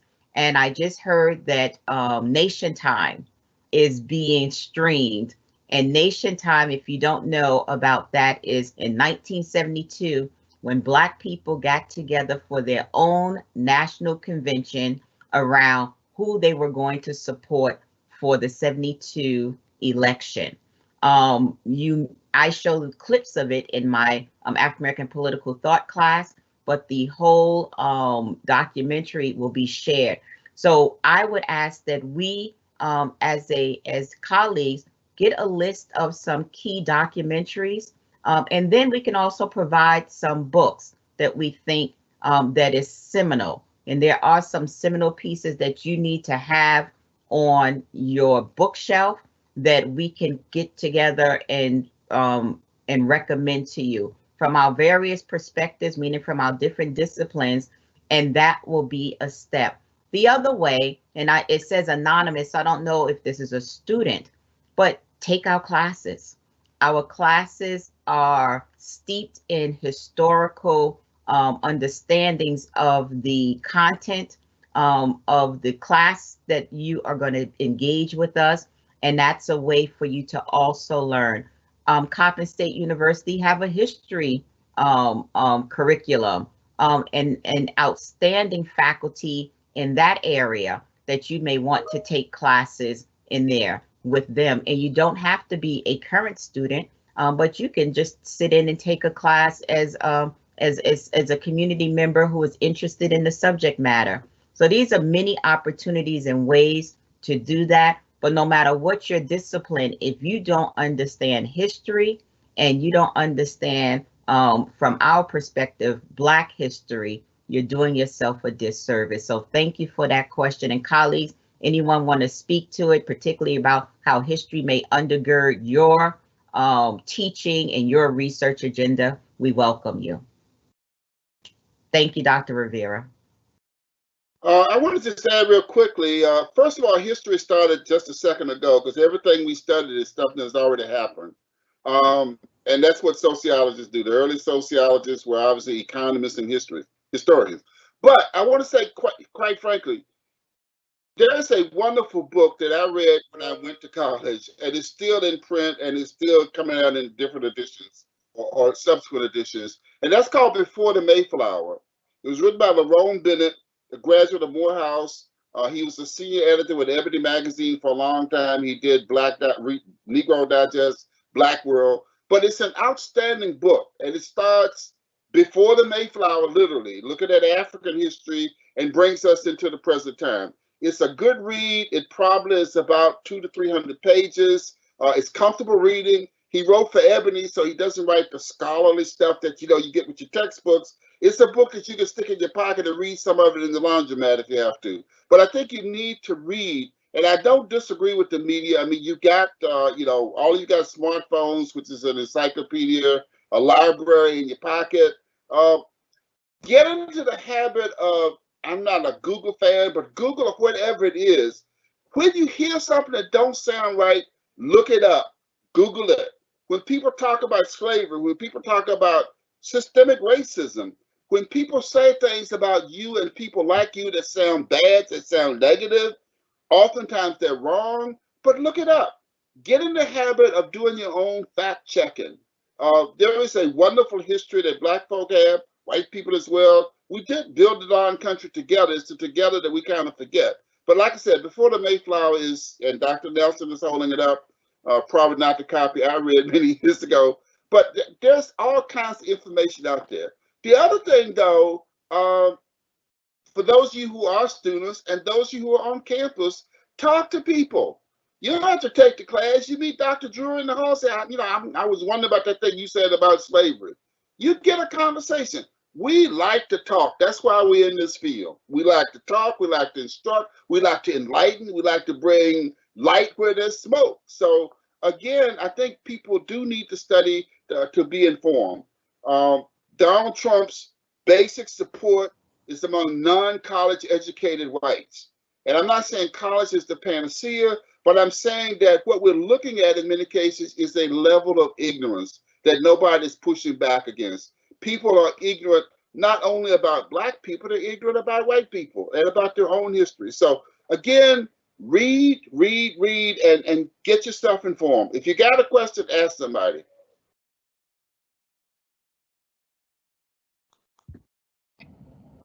Real quick, just to add on to what Dr. Hudgins and Dr. Nelson said about reading. And I'm sure everybody in the audience could see all the books behind Dr. Hudgins, and I know he's at home. And if you go in his office, you'll see a shelf full of books, behind him there also, just stacked everywhere. As he said, like talk talk to us about, you know, Black history or policy books or anything like that. We, as you said, we do love to talk about it. And we do try to like read, you know, different books, you know, consistently. I will say, for anybody in Baltimore, there are Black bookstores in Baltimore. I think one is called Everyone's Place. It's a Black bookstore. In DC, I know more about the bookstores in DC. Mahogany Books, Loyalty Bookstore, Capitol Hill Books, Sankofa Books. Like all those are Black bookstores in Washington, DC, that you can just go in there and, you know, sit and read books and have conversations with people, and talk about historical things like that. But I would also say, if you all are interested in, you know, topics like we've been talking about tonight, and as Dr. Nelson said, you know, our classes in the spring, I know we are offering a class in conjunction with social work and the history department, that is entitled The Black Experience, in which we will be discussing issues just like we've been talking about tonight. And the real premise of that class is to put the B in the HBCU, you know, to talk about the, you know, the Black experience, to talk about systemic racism and what it means to be Black or Blackness. So, like, if you're interested in that, we do have those type of classes available to you all. Thank you so much. I'm going to read our final question, and then we'll give it to Dr. Nelson. I saw you raise your hand. I'm sorry if I got confused here. Can the panel, this is our final question. Can the panel speak on the death of Breonna Taylor and policies that need to be in place regarding systemic racism and gender? Dr. Hudgins, do you want to take that? And I think you have the closing announcements anyway, so. Well, I'm going to take it real quickly, then I want to yield to Dr. Nelson because it looks like she got something she wants to say. Very quickly, and we're doing that in Baltimore County, we're trying to do that. But there's some very specific things people are talking about right now with Breonna Taylor. First of all, is get rid of no-knock warrants. And some jurisdictions have taken on the effort to do that. I think Baltimore County did that. The other thing is better educated police officers, okay? Those are the two things that are directly related to Breonna Taylor. And then the rest of that, again, is getting back to racism.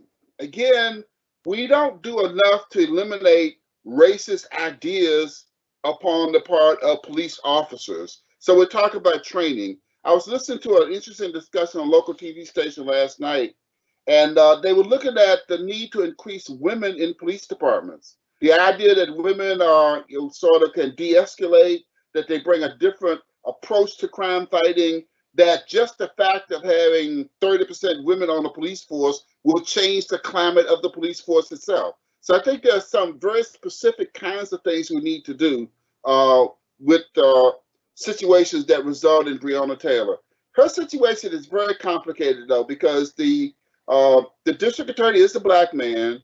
And I think what's hampered the whole thing is that allegedly her boyfriend fired a weapon. And that kind of erases it for everybody, including a lot of Black folk. But the bottom line was absent that no-knock warrant, and even looking at the fact that in some cases the warrant may have been illegally obtained without justification, anything, the person that we're looking for was not there anyway. But the question is, how does that system work out and how can we change it? There are some efforts to do that. Pay attention to the Maryland General Assembly, because there's been a commission out of the General Assembly looking at policing in Maryland, particularly out in Baltimore. There will be some new legislation coming forth in January to see what we do in terms of how law enforcement operates in this state.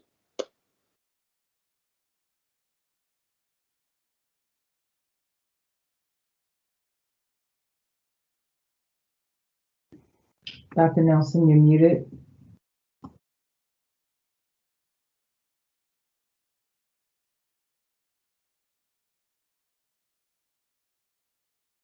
Thank you. I just wanted to say before Dr. Hudgins actually close us out that I just wanted to say I'm just so very happy and proud of all of our faculty, our senior faculty, junior faculty, and adjunct faculty for bringing this wonderful panel. And I wanted to talk to the person who asked the question about Black history and Dr. Drury noting all the books behind Dr. Hudgins. And I do have books behind myself also. These are not props. We actually read them. And so I want to say to all of you, build your home. We are home. Build your home library one book at a time. Build it one book at a time. And I was able to pull this book off. Dr. Hudgins and I did not plan it. I did not know he was going to mention Before the Mayflower, but it is seminal. That's why it's on my bookshelf, his bookshelf, and many others' bookshelves. Build your home library one book at a time. We thank each of you. Dr. Hudgins, thank you, colleagues. Dr. Rivera, thank you. Let me say just one thing. The fact that you are probably a part of this podcast or this webcast means that you've got some connection to college, to Coppin State University. You may be a student, you may be a faculty member, you may be an alumnus, you may have just walked by and saw something on the sign, but you know something about Coppin State University. And the fact that you are in the university community, in my mind, gives you a special responsibility. We don't talk as much about the fact that only about 30% of the people in the whole doggone country, black, white, and blue, have a college degree, okay? And that means that those of us who have the education, or those of us who ask these questions, those of us who have these conversations, not just the faculty, but the students as well, we have an obligation to be ahead of the game. Leadership is going to come from those who choose to prepare themselves to lead. And I'm not saying you need to have a degree to do that. There are plenty of people who don't. But the point is, prepare yourself to lead. And you do that by reading. You do that by having conversations. You do that by making yourself better tomorrow than what you are today. I want to thank everybody for being a part of this. I think we did a great job. I don't know how many people showed up. Hopefully we will repeat this again. If you came, it shows that you're interested. It shows that you're concerned. And we're so glad that you're a part of this discussion. And we look forward to following up with it much later on.